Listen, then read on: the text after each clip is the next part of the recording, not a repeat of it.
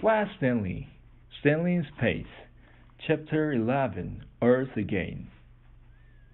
Real pleasure to welcome you, Terrans, said the President, almost done with his speech. I wish you a fine year on Earth. Before him on the White House lawn, with newspaper and TV reporters all about at the ramshackles and in a tiny grandstand built especially for the occasion, the people of Tierra. The Tierras were now applauding politely, but they looked nervous, and Mrs. Ramshackle guessed why.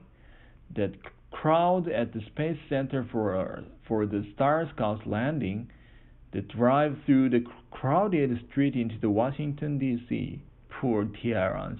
Everywhere they looked, giant building, giant people. How could they feel comfortable here? But a surprise was in store. Across the lawn, a great white seat had been spread.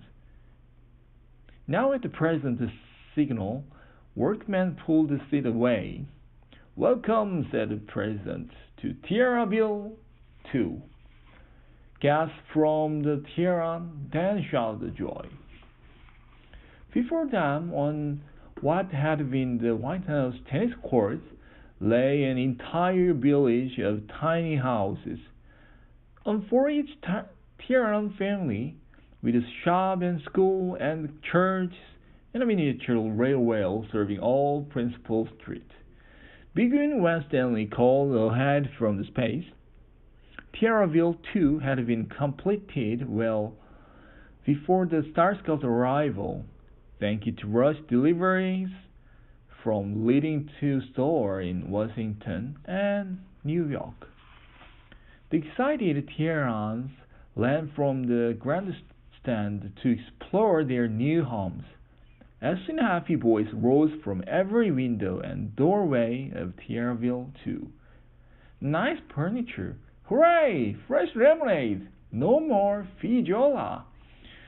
In the cupboardsy shirts, dress, suit, shoes, underwear even.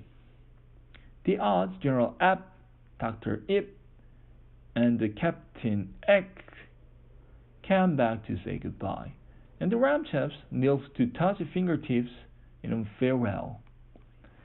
The TV man filmed this, and Arthur made everyone laugh, pretending to be paralyzed by the touch of Captain Ick.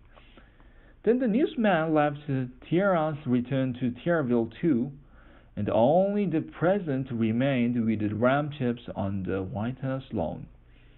Well, back to work, the President sighed. Goodbye, Ramshackle. You are all hero. You know, saved the nation. Not really, Stanley said. They couldn't have conquerors. Well, you know what I mean, the President said.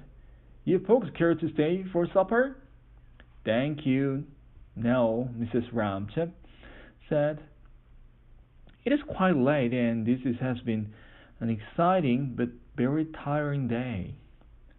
It was bedtime when they got home. Stanley and Arthur had a light supper with hot chocolate to help them asleep.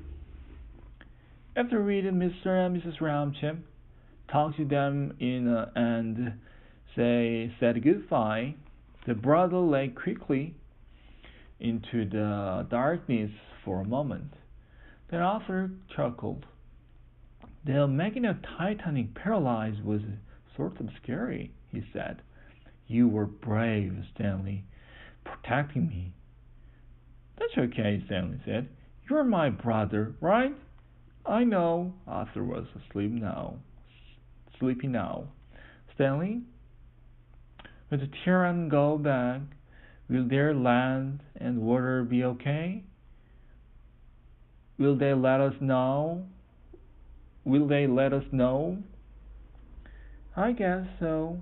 Stanley was drowsy too. Good night, Arthur. Good night, said Arthur, and soon they were both asleep.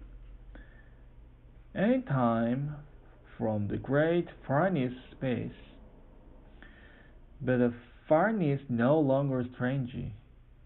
or unknown. Another message came. We are home, all is well. And again, we are home, thank you, Earth, all is well. The end.